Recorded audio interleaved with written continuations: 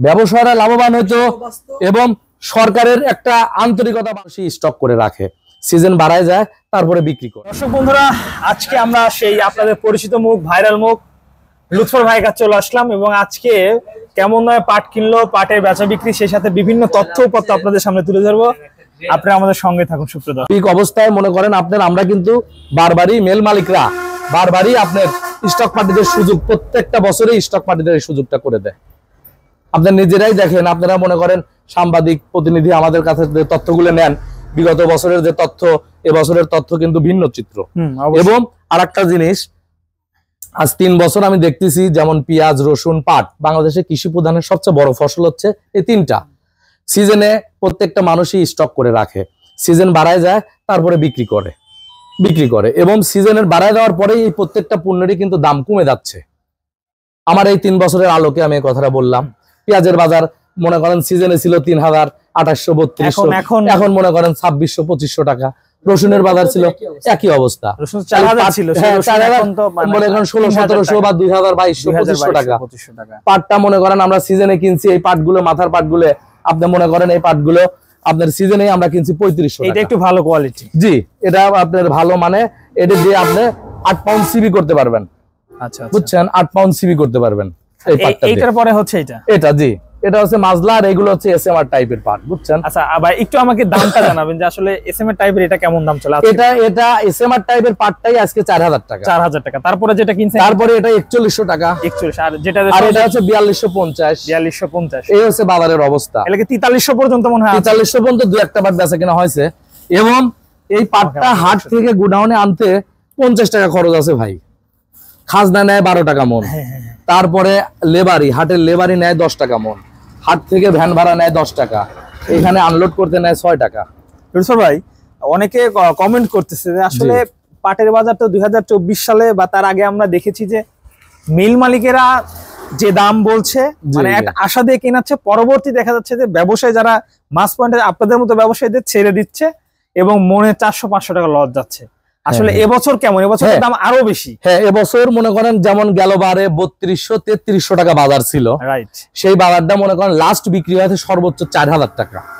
তাহলে সেবারও কিন্তু আপনি দেখেন একটা জিনিস, লাভের পরিমাণ কিন্তু 500 থেকে 600 টাকাই। যেমন আমার 900 মন পাট ছিল 3400 টাকা পড়তা, না সরি 3222 টাকা পড়তা ছিল, ওই পাটটা আমি 3600 টাকায় ছেড়ে দিছি। লাভ হয়েছিল, ছেড়ে দিছি। এবার মনে করেন আমি স্টক করি নাই, আমি রানিং ব্যবসা করি। এক গাড়ি হয় মিলে বেচা কেনা করে ফেলাই, আর দ্বিতীয়ত আবার আরেক গাড়ি গুছাই, আবার বেচা কেনা করে ফেলাই। আমি গেলবার মনে করেন আস্তে আস্তে করতে করতে প্রায় 14,000 মন পাট বিক্রি করছি। এবছরে আমার মোটামুটি মাত্র 4,000-4,500 মন পাট বিক্রি করছি। আচ্ছা আচ্ছা। মিলের সাথে আর বাজারের সাথে রেট মিল নাই। এটাই হচ্ছে বড় সমস্যা। এখন আমি যেটুকু বুঝি, কারণ জুট মিলের প্রতি আমার দরদ আছে। কারণ জুট মিলের প্রতি দরদ আছে এই কারণেই। আর অন্য ব্যাপারে কিন্তু জুট মিল বাঁচলো কি মূল্য ওই চিন্তা সে করবে না, কারণ আমি জানি যে এই পাটটা দিয়ে জুট মিলওয়ালা সুতা করবে। তার যদি সেল ভালো থাকে 5000 টাকা মন আমাকে দাম দিবে। তার যদি সেল ভালো না থাকে তাহলে সে মাংনা দিলেও নিবে না। কারণ একটা জিনিস, গেলবার পাটের সংকটের কারণে অনেক মেল 3 শিপের জায়গায় 1 শিপ করে চালাইছে, তাও তারা লসের ভাগী হয় নাই।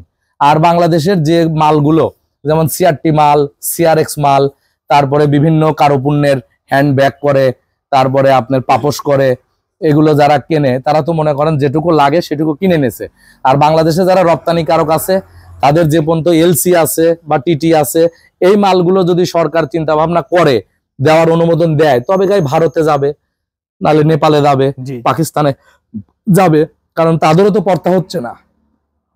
ভারতের সিস্টেম আছে, ভারতের সিস্টেম হচ্ছে সরকারের যদি মনে করেন 1 কোটি বস্তা লাগে প্রাইভেট মেলকেই দেয়, কিন্তু লং জুটটা সরাসরি লোক দিয়ে তাদের মাধ্যমে কিনায়া জুট মেলে দেয়।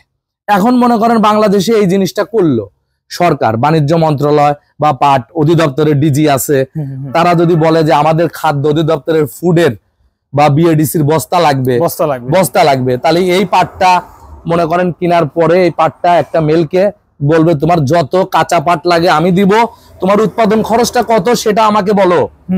একটা ব্যাগ তৈরি করতে তোমার কয় টাকা লাগবে, 20 টাকা, 20 টাকা তুমি আমাকে নাও, কিন্তু লং জুট আমি তোমাকে দেব। এই সিস্টেমটা ভারতে আছে, বাংলাদেশে তা নেই। বাংলাদেশে নাই। এটা থাকলে আসলে মানে কি হতো? এটা থাকলে ব্যবসায়ীরা তো লাভবান হইতো, ব্যবসায়ীরা লাভবান হইতো এবং সরকারের একটা আন্তরিকতা বাড়তো সরকারের সঙ্গে, বুঝছেন? কিন্তু এই সিস্টেমটা তো নাই। যেমন নাই, যেমন বিজিএমসির মেলগুলো ছিল, বিজিএমসির মেলগুলো মনে করেন আপনার চালাইতো, বিজিএমসির মেলে তো আপনার 1 টনে 60,000 টাকা খরচ পড়তো, আর বাংলাদেশের সুতা তৈরি করতে 1 টনের 30,000 টাকা লাগে, তাহলে ওদের কিন্তু ডবল কস্টিং। আচ্ছা দর্শক, আমরা কিন্তু সরাসরি লুৎফর ভাইয়ের সঙ্গে কথা বলছিলাম। আসলে ভাইজান যে তথ্যগুলো দিল, আসলে এই তথ্য কিন্তু রেয়ার। আপনারা যে কমেন্ট করেন যে ভাইকে প্রতিদিন নিয়ে আসেন, আসলে প্রতিদিন আনা তো সম্ভব হয় না, ভাইকে পাওয়াই যায় না। তো আজকে ভাইয়ের কাছে ফোন দিয়ে সরাসরি ভাইয়ের এখানে চলে আসলাম। পার্ট এখানে কম আছে, গাড়িতে লোড হয়ে গেছে ভাই, মনে হয় কয়দিন আগে লোড হয়েছে, পরশু দিন লোড হয়েছে। যাই হোক, আমরা কিছু তথ্য দামটা একটু বেশি আসলে সাথে মার্কেটের মিল নেই, রাইট। এটার কারণেই।